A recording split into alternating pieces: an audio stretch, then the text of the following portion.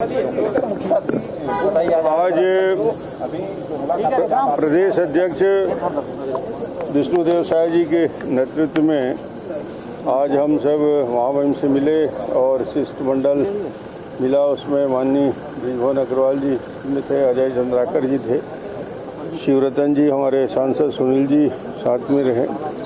और महत्वपूर्ण विषय जो आज सरकार की हठधर्मिता है और एक प्रकार से विपक्ष की जो भूमिका पूरे देश में और छत्तीसगढ़ में होनी चाहिए, हमने अपने से होकर, विपक्ष ने प्रस्ताव रखा था कि हम मुख्यमंत्री से माननीय प्रदेश अध्यक्ष जी के नेतृत्व में हमारे सीनियर विधायक, पूर्व मंत्रीगण मिलकर कुछ सार्थक सुझाव देना चाहते हैं। आश्चर्य होता है, घोर आश्चर्य होता है कि छत्तीसगढ़ में मुख्यमंत्री के पास विपक्ष की बात को सुनने का और वो भी कोविड को लेकर एक सार्थक चर्चा में रचनात्मक सुझाव देने के लिए जो योजना बनी थी और उस योजना का क्रियान्वयन के लिए हम लोगों ने कहा पत्र के माध्यम से कि समय दे, 3-4 दिन का समय दिया जाता है और वो भी वर्चुअल मीटिंग का। ये तो विपक्ष का अपमान है और जो हम चाहते हैं अपनी बात रखना, उस बात का क्रियान्वयन के लिए मुख्यमंत्री कितना गंभीर है ये दिखाता है। और ये हम आज महामहिम से मिलकर यही बताना चाह रहे थे कि कैसी सरकार चल रही है, कैसे सरकार का मुखिया किस प्रकार व्यवहार करता है और आज जिस प्रकार से विपक्ष की बात को सुनने को तैयार नहीं है। हमने अपनी बात कही।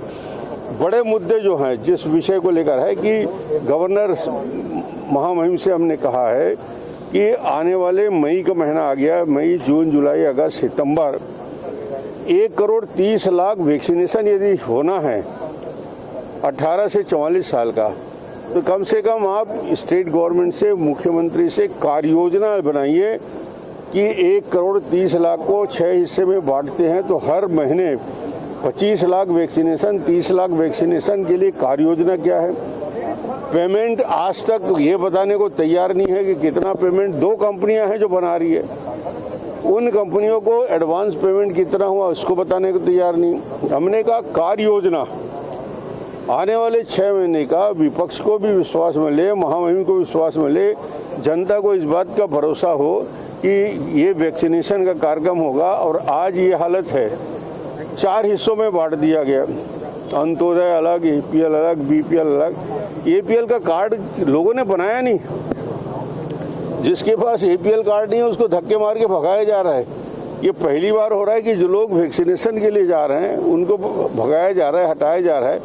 ये इस व्यवस्था को, लोगों के मन में जो शंका है उसको दूर होना चाहिए। और सरकार जिसके पास आज 800,000 करोड़ तो एक्स्ट्रा पड़ा है, 180 करोड़ हमारा है, 650 करोड़ शराब का शेष है, अन्य मद में जो कर्मचारियों से तनख्वाह लिए 350 करोड़ है। ये पैसे हैं तुरंत हिंदुस्तान के बाकी राज्य खरीदी कर रहे हैं तत्परता से, आप क्यों इसके में पैसा बचा रहे हो? ये एक सोच का विषय है और इसके लिए महामहिम से हमने कहा कि इसके लिए डिटेल। आप लोग क्या एज्यूम कर पा रहे हैं सर कि सरकार मिलना क्यों नहीं चाह रही, मुख्यमंत्री क्यों नहीं मिलना चाह रहा? हमने फेस टू फेस बात करने में, हमारे विधायकों से बात करने में, आज ये प्रश्न करेंगे जो आज मैं प्रश्न यहाँ पे उछाल रहा हूँ, इसका जवाब उनके पास नहीं है। इसलिए तो हमने गवर्नर से कहा कि इसका लिखित जवाब मांगा जाए। चीफ सेक्रेटरी की अध्यक्षता में एक सीनियर सेक्रेटरीज की कमेटी बनी है कार्य योजना बनाने के लिए, वो बताए तो क्या क्या कार्य योजना है। हम यही तो प्रश्न कर रहे हैं। ये सरकार की जिस प्रकार से हालत। दूसरा विषय, पूरे नीचे स्तर में वैक्सीनेशन के प्रोग्राम कहीं भी छत्तीसगढ़ के अंदर ग्रामीण क्षेत्र में न रैपिड टेस्ट हो रहा है, न कोई भी टेस्ट की प्रक्रिया पूरी तरीके से ग्रामीण क्षेत्र में बंद हो चुका है।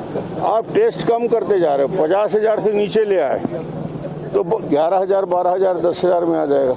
यदि यही टेस्ट 70,000 तक था तो उस समय 16,000 तक आता था। रेशो देखना है, प्रतिशत में कितना है, उसमें भी हेरा फेरी का काम करने का प्रयास हो रहा है। हिंदुस्तान में और किसी देश में नहीं हुआ कि आपदा को अवसर में बदलने का बड़े बड़े भाषण में हम सुनते हैं।